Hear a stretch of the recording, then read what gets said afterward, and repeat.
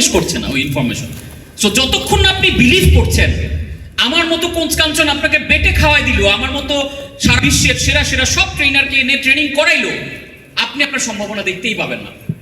Because আপনার filtering system এই ইনফরমেশনগুলো আউট করে দিচ্ছে, ফিল্টার করে। আর যখন আপনি বিশ্বাস করবেন, তখন ইটসেলফ, আমি এমনও দেখেছি শুধু ক্যাশ মেশিন বই পড়ে, বাদ দেন ক্যাশ মেশিন, বিজনেস ব্লুপ্রিন্ট বই পড়ে 2 কোটি টাকার ঋণে থাকা লোক তার 2 কোটি টাকার ঋণ শোধ করে ব্যাংকে তার 4 কোটি টাকা মাত্র 6 মান্থে। সেই বইকে রিলিজিয়াসলি ফলো করছে, এই বই আমার পরিবর্তনের চাবিকাঠি। আপনি যদি এইভাবে ফিল করতে পারেন যে এই প্রোগ্রাম আমার জীবন পরিবর্তনের, this is my break through.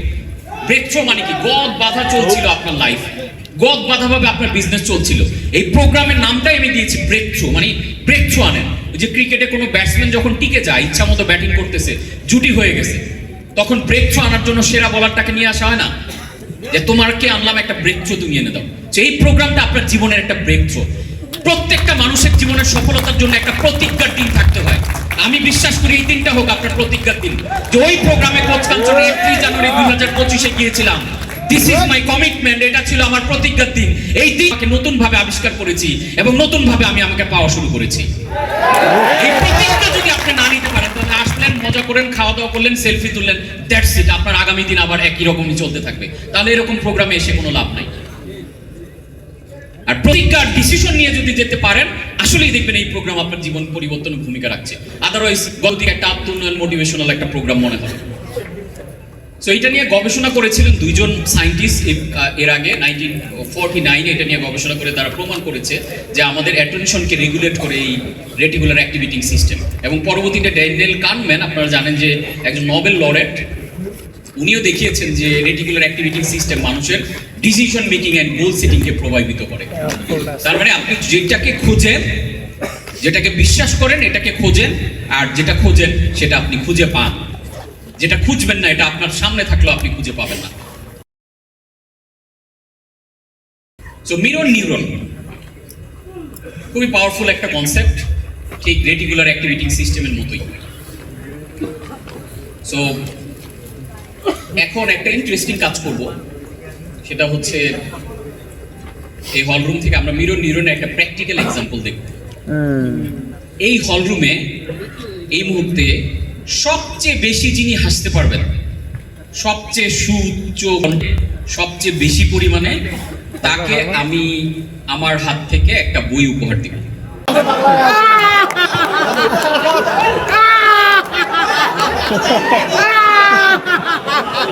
এটা হচ্ছে this is called mirror neuron.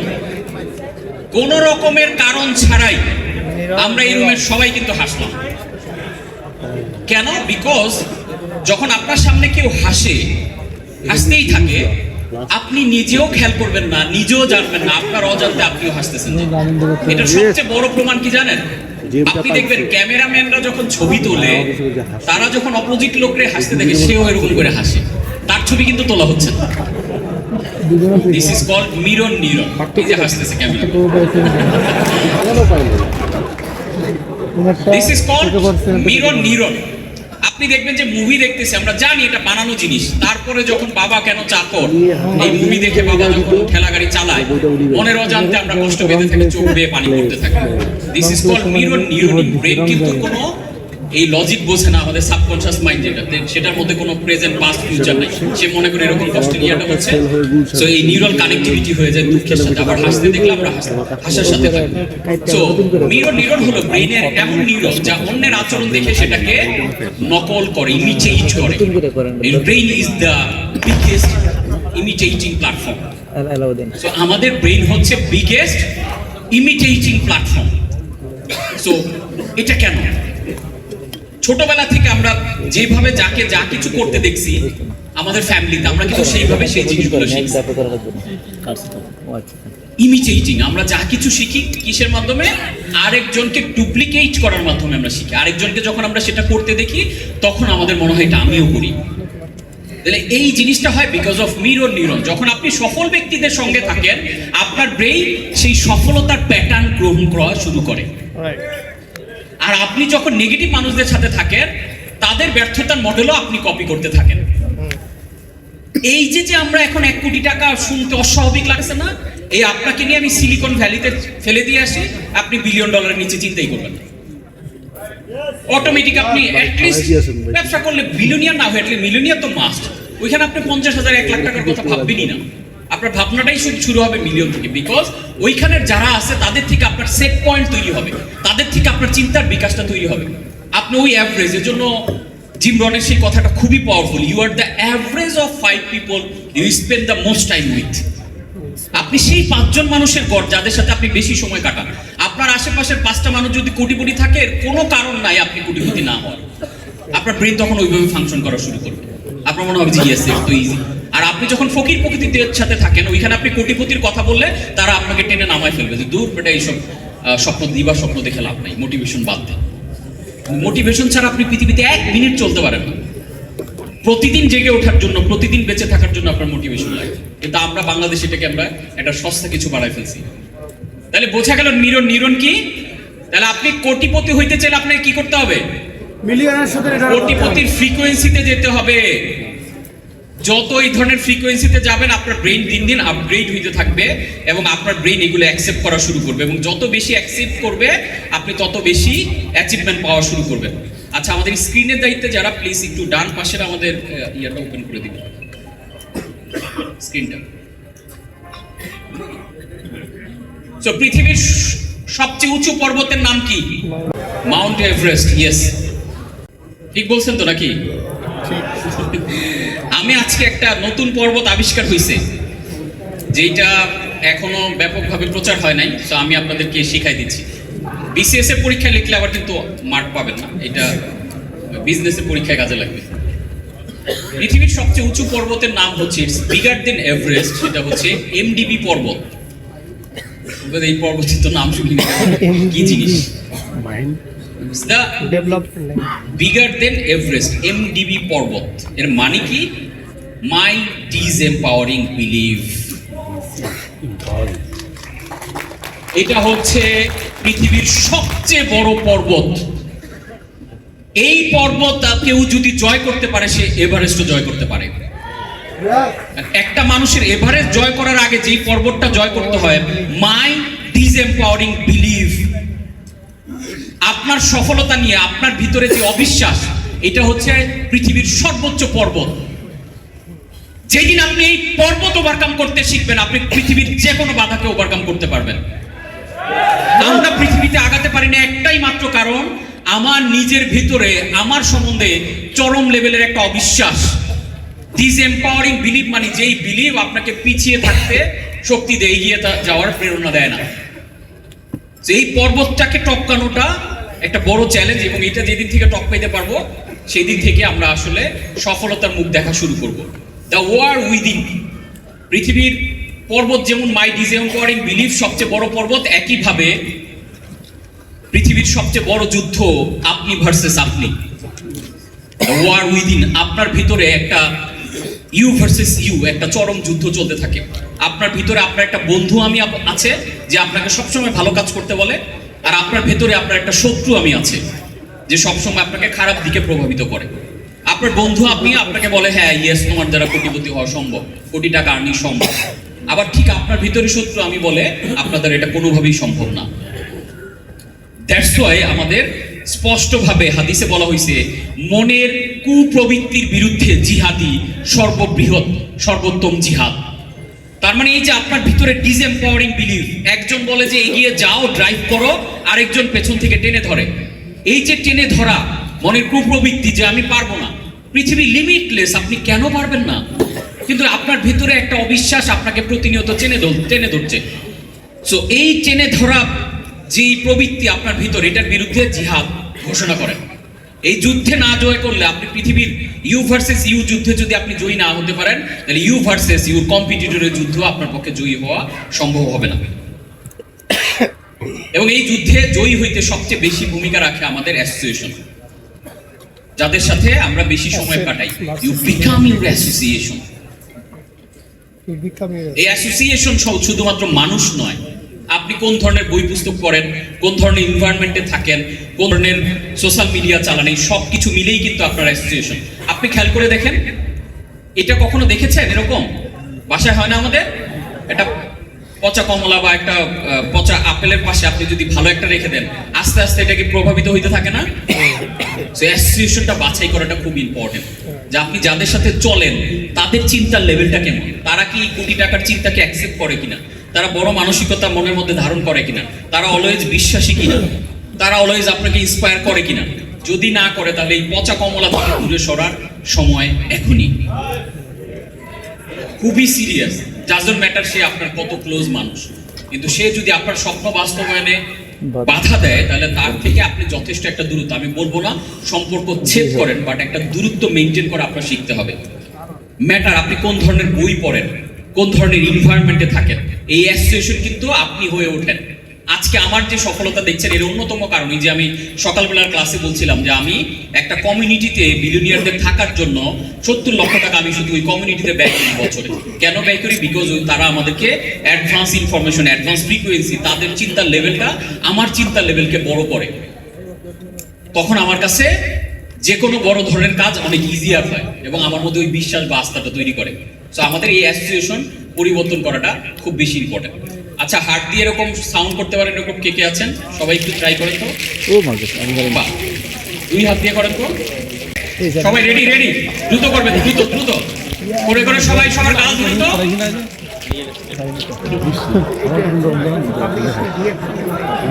যারা আগে ছিল, আগের ক্লাসে ছিল তারা জানেন গাল ধরেছেন, কিন্তু এই যে খেয়াল করে দেখেন এটা কি গাল? কেন ধরলেন এখানে? এটা ধরছেন, আমি রিজনটা বলি। এটা রিজন সেই অ্যাসোসিয়েশন। আপনার জীবনের স্বপ্ন ছিল গাল ধরা, আর আপনি এমন অ্যাসোসিয়েশনে পড়ছেন, সে ধরছে থুতুন, আপনিও থুতুন ধরে ভাবতেছেন গাল ধরছে।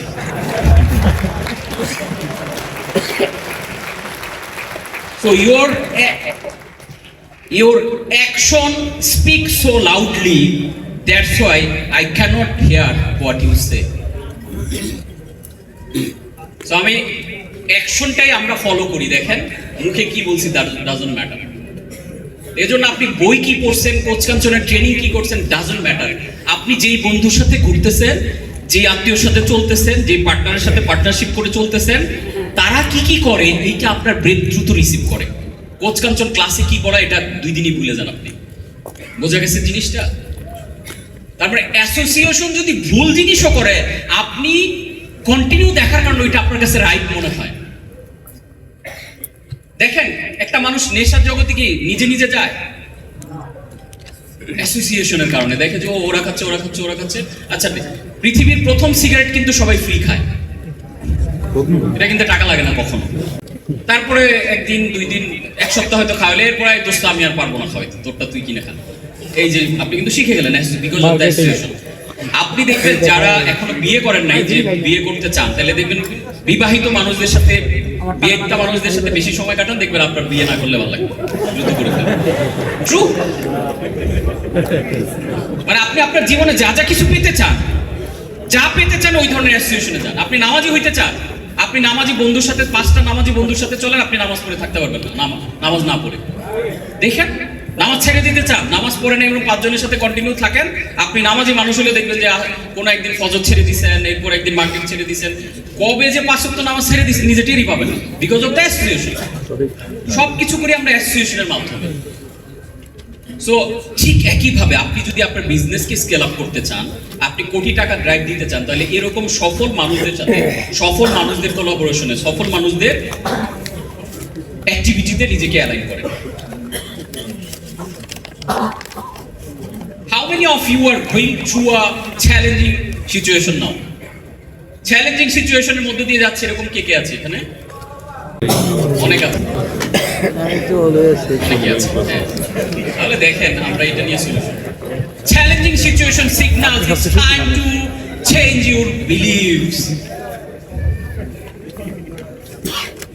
আপনি যদি চ্যালেঞ্জিং সিচুয়েশনে থেকে থাকেন, এটা আপনাকে বারবার সিগন্যাল দিতেছে যে তুমি তোমার বিলিফ চেঞ্জ করো।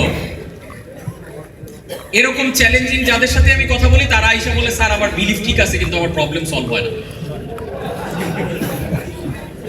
এই যে কথাটা বলে না, এটা কেন বলে জানেন? তার ওল্ড প্রোগ্রাম তার রানিং।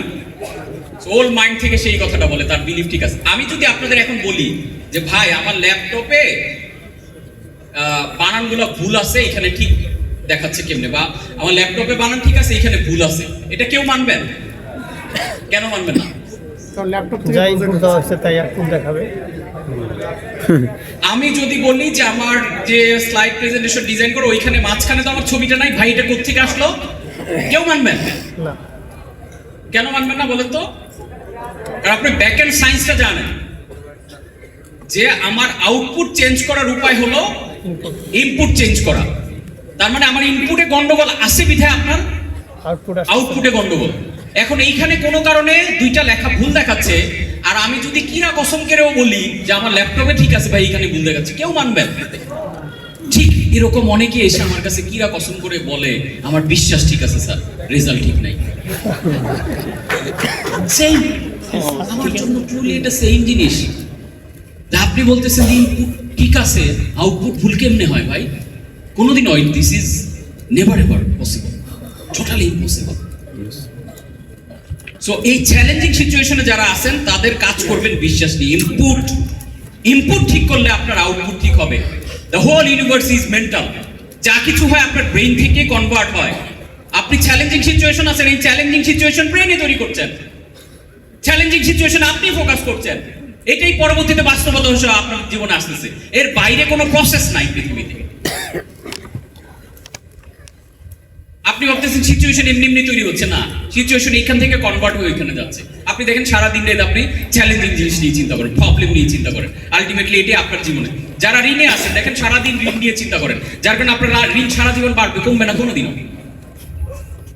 সো ঋণে আছেন মানে ঋণের ফোকাস থাকলে আপনার হবে না, বরঞ্চ আপনার কোটি টাকায় ফোকাস করলে আপনার লাখ টাকা ঋণ থাকলে অটোমেটিক সমাধান হয়ে যাবে। সো সাফল্যের বৈজ্ঞানিক সূত্র, যদি আউটপুট পছন্দ না হয় তাহলে ইনপুট পরিবর্তন করুন। এটা এতটাই সহজ। আপনার জীবনে যে আউটপুট, যেই রেজাল্ট আপনি পাচ্ছেন, এটা যদি পছন্দ না হয়, সিম্পল ফর্মুলা, ইনপুট চেঞ্জ করেন, অটোমেটিক্যালি আউটপুট চেঞ্জ হয়ে যাবে। ইনপুট কি? আপনার থট, আপনার বিলিভস, এগুলো চেঞ্জ করা শুরু করলে দেখবেন। তো তিনটা জিনিস পরিবর্তন করুন। প্রথমত মন, মাইন্ড, দ্বিতীয়ত হচ্ছে মেমোরি, তিন নাম্বার হচ্ছে মুখ বা মাউথ। মনের মধ্যে কি করবেন? চিন্তা ও বিশ্বাস, এই দুইটা জিনিস পরিবর্তন। মেমোরি মানে তথ্য, আপনার ব্রেইনের মধ্যে আপনি পজিটিভ ইনফরমেশন গুলো ডাউনলোড করেন, ইনস্টল করা শুরু করেন। এন্ড থার্ড ওয়ান মুখ, যে শব্দ এবং ভাষা, শব্দের মধ্যে আজকে থেকে সতর্ক হওয়া শুরু করেন। অর্থাৎ আপনি ব্রেইন দিয়ে যা চিন্তা করবেন সব চিন্তা কি হবে? আমার জন্য সাপোর্টিভ, নট পজিটিভ নেগেটিভ। আজকে থেকে যতগুলো চিন্তা করবেন সবগুলো চিন্তা কি হবে? আপনার স্বপ্নের জন্য অ্যালাইন, নট প্রবলেমের জন্য। কারণ আপনি যখন প্রবলেম নিয়ে চিন্তা করেন তখন আপনি আপনার ব্রেইন প্রবলেমকে দিয়ে দিচ্ছেন, প্রবলেম শক্তিশালী হয়ে যাচ্ছে। সো চিন্তা চেঞ্জ করবেন, কনভার্ট করবেন পজিটিভিটির দিকে,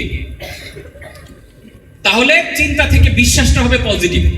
দেন কি করবেন? মেমোরি। এই যে যখন পজিটিভলি এগুলো করতেছেন তখন আপনার ব্রেইনে পজিটিভ ইনফরমেশন দিতে হবে। যেমন আজকে চিন্তা করে দেখেন, আমরা দুপুরবেলা খাবার খেলাম।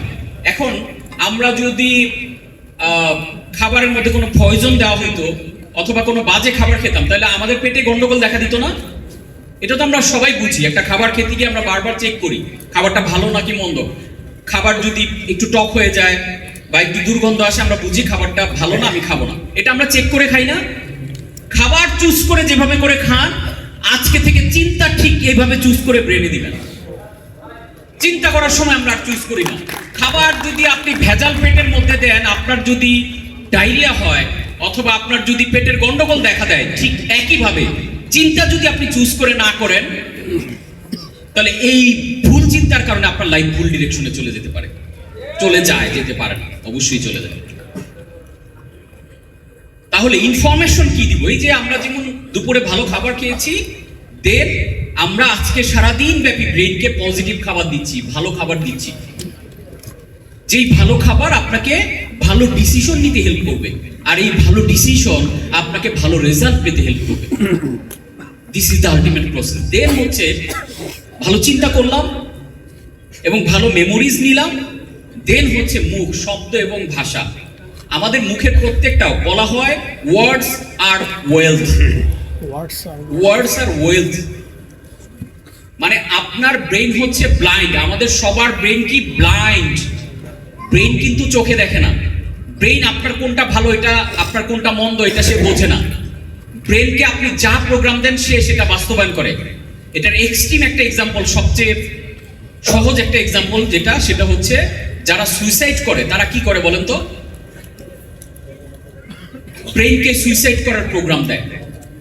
আর ব্রেনকে যখন সুইসাইড করার প্রোগ্রাম বলে দেয়, ব্রেন কিন্তু বোঝে না এটা আমার জন্য ভালো নাকি মন্দ। ব্রেন শুধু বোঝে আমাকে এই প্রোগ্রামটা দেওয়া হয়েছে, ইয়েস বস আমি করে দিচ্ছি। কত ইন্টারেস্টিং, আবার কত dangerous at the same time. মানে আপনার ব্রেন এই পরিমাণ ক্ষমতাধর, তাকে যদি আপনাকে মেরে ফেলার দায়িত্ব দেন, সেই দায়িত্ব নিয়ে সে এটা পালন করে ফেলে। তাহলে আমার প্রশ্ন হচ্ছে, তাকে আপনি ভালো কাজের দায়িত্ব কেন দেন না? এই যে কথাগুলো ইন্টারনালি আপনি আপনার ব্রেইনের সাথে বলেন, এই প্রত্যেকটা কথা ব্রেইনের একটা প্রোগ্রামিং ল্যাঙ্গুয়েজ। আপনি যেমন মোবাইলটা চালানোর সময় বোঝেন ফোন কল দিতে হবে, কাটতে হবে কোনটা দিয়ে, একটা ল্যাঙ্গুয়েজ আছে কাকে কিভাবে মেসেজ করতে হবে। সেই ব্রেইনকে যে কথাগুলো আপনি বলেন, প্রত্যেকটা কথা ব্রেইনের জন্য একটা প্রোগ্রামিং ল্যাঙ্গুয়েজ, এবং ব্রেইন ওইটা বাস্তবায়ন করে ফেলে। সেটা আপনার জন্য ভালো না মন্দ, সে ও হচ্ছে ব্লাইন্ড। তার মানে আজকের পর থেকে আপনি চিন্তা করে দেখেন, মুখ দিয়ে কি বলবেন এটা খুবই সিনসিয়ারলি বলা দরকার। কারণ আপনি মুখ দিয়ে একজনকে বলতেছেন, ধরেন আপনি অ্যাকচুয়ালি ভালো আছেন, কেন আমাদের ধর্মে সর্বাবস্থায় আলহামদুলিল্লাহ বলতে বলা হয়েছে? এটার অন্যতম কারণ হচ্ছে মুখের বলা প্রত্যেকটা ওয়ার্ড, প্রত্যেকটা সেন্টেন্স, প্রত্যেকটা কথা একটা এনার্জি ক্রিয়েট করে। আর দ্য ল অফ এনার্জি, যারা ফিজিক্সে পড়াশোনা করেছেন, energy can not be created or destroyed. Energy কখনো সৃষ্টি এবং ধ্বংস করা যায় না। এনার্জি এক ফর্ম থেকে আরেক ফর্মে কনভার্ট হয়। তাহলে আপনি যে নেগেটিভ ওয়ার্ডটা বলতেছেন, আপনি যে বলতেছেন হাত তুলে আমি চ্যালেঞ্জিং সিচুয়েশনে আছি, আপনার ব্রেইন এটা একটা প্রোগ্রাম হিসেবে হাতে নিয়ে নেয় এবং আপনাকে চ্যালেঞ্জিং সিচুয়েশনে ফেলে বারবার। কি পরিমাণ ডেঞ্জারাস জিনিস, বুঝতেছেন? এই যে বলছেন এটা একটা এনার্জি ক্রিয়েট করতেছে। Energy can't be created or destroyed, energy just transform from one form to another form. তার মানে এটা একটা জায়গা থেকে আরেকটাতে শুধু ট্রান্সফর্ম হইতে থাকে। তাহলে আপনি যে আপনাকে নিয়ে নেগেটিভ চিন্তা করছেন, এটা একটা এনার্জি। এই এনার্জিটা কনভার্ট হয়ে আসতেছে আপনার কাছে। কিভাবে কাজ করে সিম্পল, খেয়াল করে দেখেন। পৃথিবীতে যা দেখি আমরা সবকিছুই কিন্তু এনার্জি। ধরেন একটা গাছ, সে একটা এনার্জি। গাছে যে ফল হয় এটা একটা এনার্জি। এখন গাছটা বয়স হয়ে গেছে অনেক, এক সময় ভেঙে পড়লো বা আপনি কেটে ফেললেন।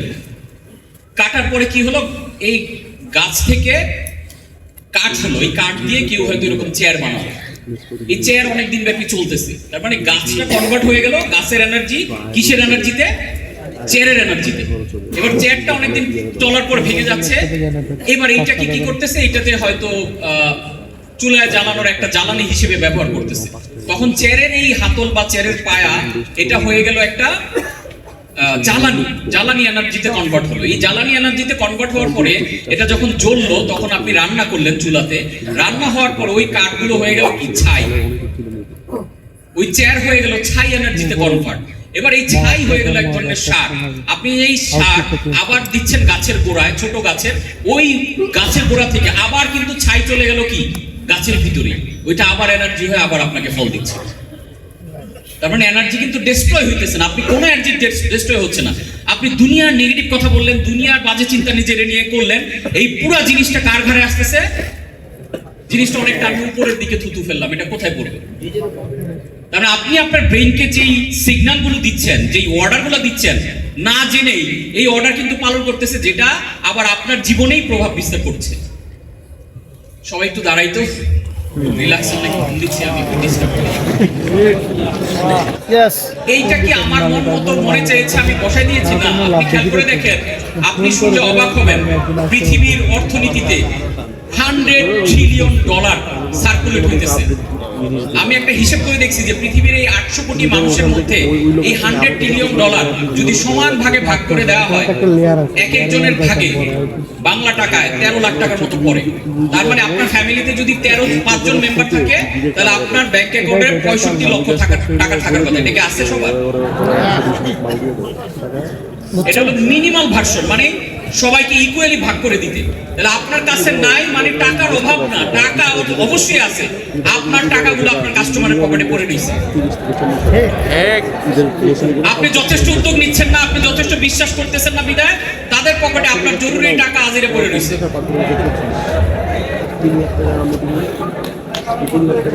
আপনার কাজ হচ্ছে টাকাটা জাস্ট ওইখানে থেকে এখানে আনা। টাকার অভাব পৃথিবীতে নাই, পৃথিবীতে যেটার অভাব আছে সেটা বিশ্বাসের অভাব। টাকার অভাবে পৃথিবীতে কেউ দরিদ্র নয়, পৃথিবীতে বিশ্বাসের অভাবে মানুষ দরিদ্র থাকে। হ্যাঁ, আমরা বুঝতে পারি সবাই।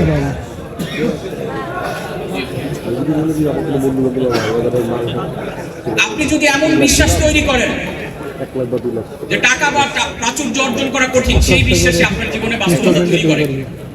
আপনি ভাবলেন যে টাকা হয় দূর, কোথাও বলতেছে বুঝছি মোটিভেশন, ঠিক আছে, এই যে বললেন না এটাই সত্যি। অল ট্রুথ আর হাফ ট্রুথ। আপনি যেটা বিশ্বাস করেন ওইটা লাইফে আপনার সত্যি হয়। সো আমি এটা বিলিভ করি না যে পৃথিবীতে টাকার অভাব আছে, কিন্তু এটা আমার লাইফে সত্যি হচ্ছে। সো আপনি যখন অভাবটাকে ফোকাস করছেন, এটা আপনার জীবনে বাস্তবতা তৈরি করছে। যত বেশি কেনাতে খরচ তত কম। আপনার পুরনো প্রোগ্রাম আপনার জীবন নষ্ট করছে, জীবন রানিং করাচ্ছে, কিন্তু আপনি বলছেন আমার বিশ্বাসের কোনো সমস্যা নেই, আমার খালি ইনভেস্টমেন্ট দিয়েই দেখেন, আমি দেখেন কি করি। টাকা 1 কোটি খালি দেন, আপনার তো অনেক টাকা, আমার 1 কোটি দেন, দেখবেন পুরো 1 কোটি টাকা লস করে ঋণে পড়ে যাবেন। ট্রুলি আমার এটাই হয়েছে আমার পুরো লাইফ জুড়ে। তো এই যে কথাটা বলছি আমার বিশ্বাসের কোনো সমস্যা নেই, এটা আপনার পুরনো প্রোগ্রাম থেকে এসেছে। কারণ আপনি একটা ইলজিক্যাল কথা বলছেন, একটা নন সায়েন্টিফিক কথা বলতেছেন যে আমার ইনপুট ঠিক আছে কিন্তু আউটপুট ঠিক নাই। ওই যে সেটা সেই মির্জা গালিবের কথার মতো, সারাটা জীবন সে একই ভুল করে গেলাম, ধুলি ছিল চেহারায় আর মুছে গেলাম চেহারার মধ্যে ধুলা, আর আপনি আয়না মুছে ইচ্ছা মতো ছাপাই করতেছেন, ধুলা যাইতেছেন আয়না থেকে। কেন বলেন তো? ধুলা কিন্তু চেহারার মধ্যে, ধুলা আপনার বিশ্বাসের মধ্যে। ভাই বিশ্বাস করেন, এই জিনিস জেনে বুঝবেন, এটা আজকে বুঝে গেলে আজকে জীবনটা মানে লাইফ নিয়ে কোনো প্যারা খাবেন, কোনো টেনশন থাকবে না, নিশ্চিন্তে লাইফ কাটাবেন। সৃষ্টিকর্তার যে অপার সম্ভাবনা, ব্লেসিং সব দেখতে পাবেন। আমার থিওরি বুঝছো? তাহলে আপনি কি সেই মির্জা গালিবের মতো ভুলে আছেন? এই ভুল আমিও করেছি, আমারও একই ছিল, সারাটা জীবন সে একই ভুল করে গেছি। সমস্যা ছিল বিশ্বাসে, দোষ দিয়েছি বিশ্বকে। তো আপনিও কি সেই ভুল করছেন? সমস্যা আপনার বিশ্বাসে, আর বিশ্বকে দোষ দিচ্ছেন যে আমার মায়ের সমস্যা, আমার প্যারেন্টিং ঠিক মতো হয় না, আমাকে ভালো স্কুলে পড়ায় নেই, আমার বাবা আমার ইনভেস্ট করে টাকা দেয় না, আমার ওয়াইফ আমাকে সাপোর্ট করে না, আমার হাজবেন্ড আমাকে সাপোর্ট করে না, বন্ধু বান্ধব ঠিক নাই, রিলেটিভ ঠিক নাই, আমি তো ইনভেস্টমেন্ট পাচ্ছি না, আমার প্রোডাক্ট নাই, আমি ঢাকায় থাকি না, আমি গ্রামে থাকি, আমি বেশি পড়াশোনা করি নাই, দোষ দিতেছেন সব অন্যদিকে। প্রবলেমটা হচ্ছে বিশ্বাসে, কিন্তু ভাবতেছেন আমার বিশ্বাস ঠিক আছে। সো এটাকে আবার একটু অডিট করেন যে আসলে প্রবলেমটা কোথায়। সো ইউ আর গার্ডেনার, আপনি একজন বাগানের মতো, আপনি বাগানের বা একটা কৃষকের মতো আপনার জীবনটা। Every did is a seed, every thought is a seed, every believe is a seed. আপনি যা করেন, আপনি যা চিন্তা করেন, আপনি যা বিশ্বাস করেন, প্রত্যেকটা এক একটা বীজের মতো। সেই যে আপনার চিন্তা একটা বীজের মতো, এই বীজটাকে জমিতে রোপণ করলে যেমন একটা গাছ হয়ে ওঠে, এখন আপনি চিন্তা করছেন যে আমি আমরুপালে আম খেতে চাই, কিন্তু আপনি কাঁঠাল গাছের চারা বারবার লাগাচ্ছেন, আর বারবার আপনি প্রতারিত হচ্ছেন যে এত কষ্ট করে গাছ যত্ন করি কিন্তু কাঁঠাল হয় কেন। তার মানে আপনার সিডটাকে চেঞ্জ করতে হবে। আপনার আউটপুট যদি আপনার পছন্দ না হয়, তাহলে আপনার চিন্তা চেঞ্জ করতে হবে, আপনার বিশ্বাস চেঞ্জ করতে হবে। So the harvest will show what you sow. The harvest, আপনার জীবনের রেজাল্ট এইটা প্রুফ করে দেয় যে আপনি চারা কি লাগাইছেন। এটা যদি স্ট্রাগলিং হয় তাহলে আপনি স্ট্রাগলিং এর চারা লাগাইছেন। There is a cause and effect theory, সেটা অনুযায়ী আপনার চারা আপনি যেটা লাগাবেন সেটাই রেজাল্ট আসবে। তার মানে আপনার রেজাল্ট যদি স্ট্রাগলিং হয়, রেজাল্ট যদি মন মতো না হয়, তাহলে চারাটা ঠিক মতো লাগানো হয়নি, বীজটা সিলেকশনটা ভুল হয়েছে। এই যে দেখেন চারা লাগানোর কথা বলছে, when somebody congratulates Amazon on a good quarter, I say thank you, but what I am thinking to myself is those quarterly results were actually pretty much fully back about 3 years ago. So আজকে ঠিক যে বেজোসের মতো বলবো, আমার যে সফলতা দেখতে পাচ্ছেন, এই চারাটা আজ থেকে 10 বছর 12 বছর 15 বছর আগে লাগানো, সেটা রেজাল্ট আজকে এখানে হয়তো দেখছেন এত অ্যাচিভমেন্ট। তো আজকে যে চারাটা আপনি লাগাবেন, কালকেই তো এটা থেকে গাছ বা এটা থেকে রেজাল্ট বা এটা থেকে ফ্রুট আসবে না, কিন্তু আজকে আপনি ঠিক চারাটা লাগান এবং আপনার প্রচেষ্টা আপনি চালিয়ে যান, দেখবেন ঠিক রেজাল্ট একটা সময় আপনার জীবনে আসতেছে। তো আপনি চারাটা যদি ভুল লাগান, আপনি সারা জীবন, অনেকেই বলে যে ধৈর্য ধরে থাকতে, সারা জীবন অপেক্ষা করে লাভ হবে। তো আপনার চারাটা ঠিক করেন। একটা জিনিস মাথায় রাখবেন, আমরা যারা স্ট্রাগলিং এর মধ্যে আছি, চ্যালেঞ্জিং, আমি জানি অনেকেই কঠিন পরিস্থিতির মধ্যে দিয়ে যাচ্ছেন, আমিও গিয়েছি, আমি আপনাকে খুব রিলেট করতে পারি আপনার পরিস্থিতি। না, এটা আমি বুঝতে পারছি। সৃষ্টিকর্তা সবাইকেই আছাড় মারেন। এই আছাড়টা খেয়ে থাকাটা, এই আছাড়টা কেন মারে? আপনি বলবেন সৃষ্টিকর্তা এত নির্দয়, এত কঠোর কেন? আসলে উনি কঠোর না, উনি আপনাকে তৈরি করেন। জিরাফ বাচ্চা প্রসব করে দাঁড়িয়ে, এবং বাচ্চা হওয়ার পরে সে লাথি মারতে থাকে। তার মানে কি মা জিরাফ তার বাচ্চা জিরাফকে ভালোবাসে না? ব্যাপারটা এমন না, বরঞ্চ সে বাচ্চা প্রসব করে দাঁড়িয়ে, বাচ্চা ওইখান থেকে পড়তে গিয়ে তার বডিটা তৈরি হয়, বারবার লাথি মারতে থাকে, লাথি মারতে মারতে সে প্রস্তুত হয় যে হিংস্র জানোয়ার যদি খাওয়ার জন্য আসে, তাহলে সে দ্রুত প্রস্তুত হয়ে সে পালাইতে পারবে, বাঁচতে পারবে তার জীবন নিয়ে। তার মানে ওই লাথি মারাটা, দাঁড়িয়ে বাচ্চা প্রসব করাটা, এইটা মা জিরাফ জানে তার বাচ্চা জিরাফের জন্য ভালো। তাহলে আপনি কেন ভাবছেন যে সৃষ্টিকর্তা যে আচারটা আমাদেরকে দেয়, এই আচারটা আপনাকে আমাকে শক্তিশালী করার জন্য দেয়, এই আচারটা ধ্বংস করার জন্য দেয় না। কিন্তু আমরা মনে করি এই আচারটা আমাকে দিছে শেষ করে দেওয়ার জন্য। সৃষ্টিকর্তা আমাদেরকে শেষ করে দেওয়ার জন্য পৃথিবীতে পাঠায় নাই, বরং প্রস্তুত করার জন্য আমাদেরকে এই পরিস্থিতিগুলো দেয়। আমি 13টা বছর যে ট্র্যাজেডি লাইফের মধ্যে দিয়ে গিয়েছি, ওই সময়গুলো আমাকে আজকের দিনটার জন্য প্রস্তুত করেছে, যাতে এই সার্ভিসটা, এই সাপোর্টটা আমি দিতে পারি। তাহলে ওই 13 বছর উনি আমাকে প্রস্তুত করেছে বিধায় ওই ট্র্যাজেডি আজকে আমার জীবনে ম্যাজিক নিয়ে আসছে, যার কারণে আমি ট্র্যাজিক ম্যান থেকে একজন ম্যাজিক ম্যানে পরিণত হয়েছি। আমার ওই প্রস্তুতি, আমার কষ্ট দেওয়া আজকে লাখো বাংলাদেশি উদ্যোক্তার জীবনকে পরিবর্তন করে দিচ্ছে। তাহলে আমি যদি ওই ট্র্যাজেডির মধ্য দিয়ে উনি আমাকে তৈরি না করতো, আমি আপনাদেরকে এখানে দাঁড়িয়ে কথা বলার যোগ্যতাই আমার মধ্যে তৈরি হতো না। তাহলে সৃষ্টিকর্তা সবাইকে আছাড় মারে। ব্যর্থরা কপাল খারাপ বলে মাটিতে লুটিয়ে পড়ে, জামার দ্বারা কিছু হবে না, লুটিয়ে পড়ে। আর সফলরা আছাড়কে অ্যাচিভমেন্টে পরিণত করে। এই প্রত্যেকটা আছাড়কে মনে করে যে আমার ঘুরে দাঁড়ানোর রসদ, এটাকে